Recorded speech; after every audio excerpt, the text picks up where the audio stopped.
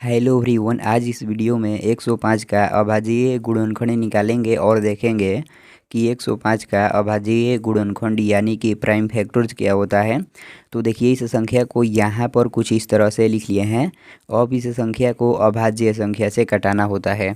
तो जैसा कि हम लोग जानते हैं कि अभाज्य संख्याएँ, ध्यान दीजिएगा, हम यहाँ पर बतला रहे हैं 2, 3, 5, 7, 11 और इसी तरह से आगे भी होती है। तो सबसे पहले हम देखेंगे कि यह जो संख्या है इस 2 से कटेगी। तो दोस्तों, इस 2 से कटने का नियम होता है, ध्यान दीजिएगा, हम यहाँ पर बतला रहे हैं।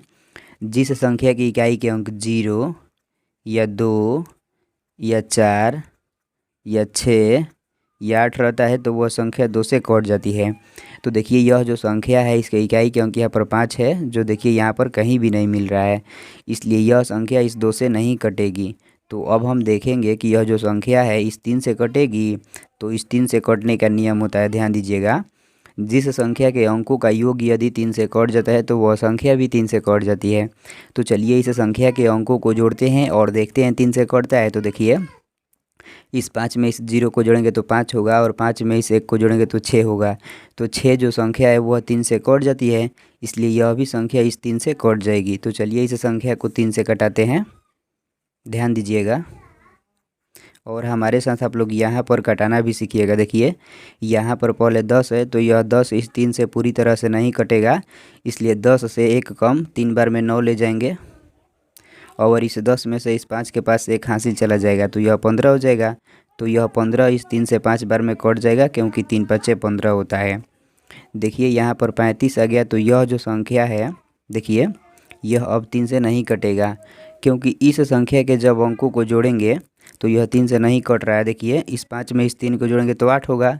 तो 8 जो संख्या है वह 3 से नहीं कटती है, इसलिए यह भी संख्या 3 से नहीं कटेगी।